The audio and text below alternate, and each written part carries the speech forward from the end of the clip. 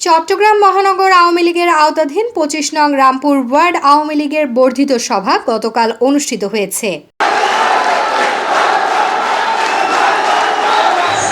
Rampur word Awami লীগের ভারপ্রাপ্ত আহ্বায়ক ও প্যানেল মেয়র আব্দুস সবুর লিটনের সভাপতিত্বে সভায় প্রধান অতিথি হিসেবে উপস্থিত ছিলেন মহানগর আওয়ামী লীগের সভাপতি মাহতাবউদ্দিন চৌধুরী। প্রধান বক্তা হিসেবে উপস্থিত ছিলেন মহানগর আওয়ামী লীগের সাধারণ সম্পাদক ও সাবেক সিটি মেয়র আজম নাসির উদ্দিন।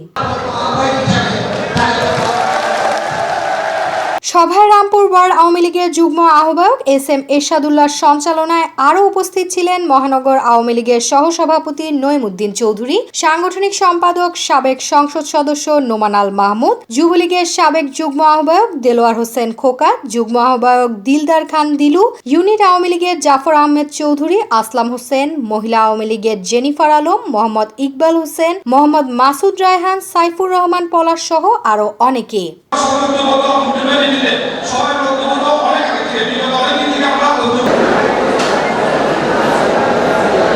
দুপুরের পর থেকেই নেতাকর্মীরা ব্যানার ফেস্টুন হাতে নিয়ে অনুষ্ঠান স্থলে আসতে শুরু করেন। এ সময় স্লোগানে মুখরিত হয়ে ওঠে চারপাশ।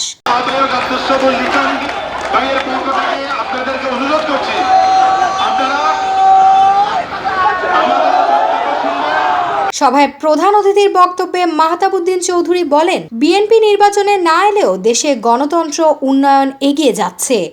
প্রধান বক্তার বক্তব্যে আজম নাসির উদ্দিন বলেন, বিএনপি জামায়াত প্রতিনিয়ত দেশের বিরুদ্ধে এবং দেশের উন্নয়ন অগ্রযাত্রার বিরুদ্ধে ষড়যন্ত্র করছে। সভাপতির বক্তব্যে প্যানেল মেয়র আব্দুস সবুর লিটন নিজের উপর অর্পিত দায়িত্ব যথাযথভাবে পালনের জন্য সকলের দোয়া এবং সহযোগিতা কামনা করেন।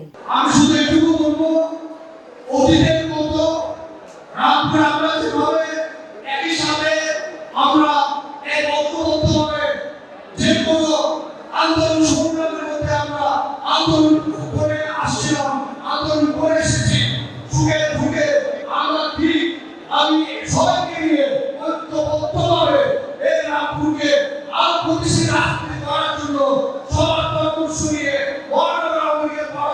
পরামর্শ নিয়ে আমি ইনশাআল্লাহ এগিয়ে যাব, এই প্রতিশ্রুতি আমি দিচ্ছি। News desk, news day 24।